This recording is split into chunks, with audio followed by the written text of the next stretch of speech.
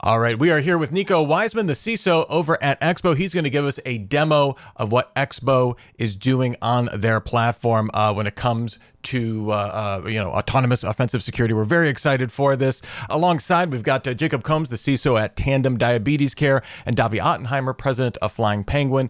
They're riding shotgun. We're going to find out what this is all about. I'm very excited. Nico, take it away. Show us what's going on with Expo. Excellent. So what we're seeing right now is our screen of the organization level. And this is all the different applications that we have tested over Expo. Now, we're going to focus on this application called Spree. This is a very popular CRM. It's open source. The reason why we originally test that is because we were doing a POV with one of our enterprise financial industry companies. And they put that in front of us as part of the POC.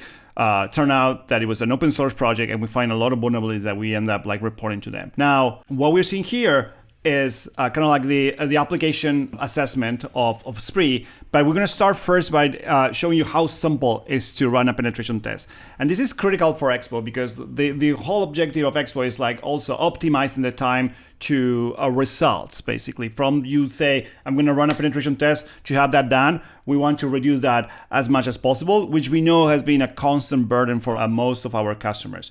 So here you decide whether you want to run a penetration test on an existing application or a new one. Let's go and select an application that we already test. And here you can decide three things. Where you want to run a full penetration test on the application, an incremental assessment, which is rather than testing the full application, only test delta between a previous penetration run to a new one, that optimizing the penetration test to test an area that was recently modified, or running a full retest of previous vulnerability. Let's go with a full penetration test. Now, this is critical for Expo. This is where you set up your part of your scope. Now, what is interesting with Expo is that the only requirement is to have a live environment. If you have a live environment, we can go and test it with you. From this point, everything is optional, but it will add value to the penetration test. For example, credentials. You can add credentials, include OTP, include email second factor. And that what happened is that will allow Expo to log in and then basically perform a post-authenticated penetration test. The other thing is critical here is you can add source code and transform a black box penetration test to a white box penetration test. And let's say hey, I don't want to share source code with Expo, our source code is our IP and it's extremely important. It's fine. What you can do is add more information about the application. Let's say developer documentation, open API specs, Swagger files, even previous penetration tests. Expo will take that information and use it as part of the penetration test. Then, as I mentioned before, it's quite important for us safety. So you can decide how you want to run Expo, whether it's business hour, off business hour, and how many requests per second you want to run during the penetration test. Once you have decided all of that, you can run start check. And what's going to happen here is we're going to run a pre-flight check in your environment. Three things are going to happen. Expo will check for reachability. It's going to check for that the credentials are working. And then it's going to do a very lightweight scrolling of your application. And it will give us all the domains and subdomains that are related with your application. In here, you can decide which things are in scope and out of scope. And everything that is out of scope will not allow Expo to access. So you can be assured that Expo will be attacking within the limits of the scope that you have set in place.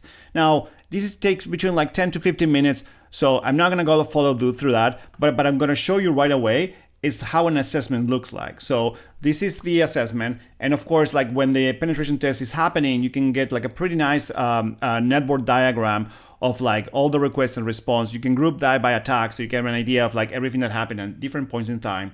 Click any of the requests and you can get all the requests and response that happened during the assessment. So you have full auditability of everything that happened during the penetration test. But let's go to the meaty part, which is a finding. So this is an IDOR vulnerability that Expo find. You get the summary, which has obviously the description of the vulnerability, but most important, for every vulnerability that Expo find, you get an exploit. And you have a POC on how Expo was able to find that vulnerability. So an engineer doesn't believe that the vulnerability is real, just let them follow these 3-4 steps on how to reproduce the vulnerability, and they will be able to reach out the same result that Expo did. Now, you also get the usual from a penetration test. You get an impact, you get a mitigation, and a proof that Expo was able, in this case, to leak PII out of the application. Now, the other thing that is kind of cool and this is more for like the pen testing nerd like me, is you can go and understand how Expo was able to find this vulnerability. So you get like full logs on the attack chain of that agent. So you can see what was the LLM reasoning at a point in time, what is the action that was performed, and what is the output of the action. As you can see here, Expo is controlling a browser and is navigating the website. And while they're navigating the website, they will start like inserting things to trying to exploit an IDOR vulnerability. They was specifically focused on like, you need to go and exploit an IDOR vulnerability. What ended up happening is that at the end of this attack chain that goes and attack and then fails and go back again and so on, is Expo end up finding a pretty interesting IDOR vulnerability that allows them to edit the address book, an address, and then by changing the ID, Expo will get access to other people billing and shipping addresses of that CRM. And of course, as a result, we report it to the customer and they fix it. Any questions, Davi and Jacob? What's standing out to you? What do you want to kind of double click on? I guess I would say that I like this style. The report is interesting, and I'm wondering if, since this is AI based, is there ability to interact with the tester in a way and ask about the report and get more details, or is it just what is static here? Right now, unfortunately, it's static. We are planning to have a chat box. You also had like a full report, by the way. Like this is, I'm showing like one by one all the different like vulnerabilities, but Expo automatically generate a report that has like all the like normal things that you will see in a penetration test report, like the attack narrative, like a description of what Expo was able to see, how much effort was put into the penetration test, and so on, and obviously all the findings. But we're working on like having like more interaction, so you can actually interact with the penetration test and ask those questions. Right. And then the severity rating you have here is like an exploitability rating, right? Not necessarily like a CVE style. It's a CBS. I mean, it's based on exploitability and obviously the vulnerability itself, but it's CVSS basis. So like you can like if you challenge based on like context, you can go here and edit like and change something that you feel that it was not like properly addressed on the CVSS. I see, because it's something I'm interested in is like not only the CVSS score, right? But it's also like how risky really is this, or how exploitable is this? And I guess that kind of, the CVSS does bake that in to some degree, but I've seen a lot of people leaning more towards this exploitability rating instead of just the raw CVSS. That's why I asked the question. Yeah. I mean, we have the chance to, like, sometimes when you do this statically, it's harder to understand whether something is exploitable or not. So you kind of like take it from like the potentiality of that vulnerability. But given that we are looking at it from like kind of like an attacker's eyes, we can kind of like set up the CVSS based on what we have seen by attacking and getting the information out of it. The thing that is missing is like more contextual information, and that's where like the customer that understand the application, understand in which area of the network the application is, can potentially say like, hey, you know what, like, this is actually critical for us because it has a connection with the crown jewels. Actually, it should be critical rather than a high, and so on. Is that context we can feed into to Expo to say, hey, these are the areas that are more critical or more sensitive? Not at this stage, but like this is definitely something that we are thinking along the lines of like building memory about the context of your system and the application itself, and use that to better improve our severity. Yeah, like memory and context are the current problems with using AI and agents, right? How do you really use that without blowing away all your tokens immediately? Okay, thank you. Well, I wanted to go on the token topic again here, because if I do the math right, it blew by there for a second, but you had 2 million requests, 45,000 commands. Back of the napkin, I'm looking at over 300,000 requests per finding. Is that what that tells me? I mean, it's unfair to say per finding, but yes. So that's like over, I'd say 150, maybe 200 times worse than a human that would be doing this work, which goes to the incentive model again of, if you're generating huge amounts of token usage and you're incentivized to find flaws by spending huge amounts of tokens, how do you get the efficiency down to where you're more like a human, which would be like, 3,000 requests instead of 300,000 requests? That is definitely true, but keep in mind that the requests you're seeing there are not just all the requests that goes directly to the application. Like, we are collecting everything that goes to all the other subsystems. Like if you have a CDN, you have like authenticated through Google and everything else. Everything is collected here, and it's not just the attacks. It's like every traffic that goes that way.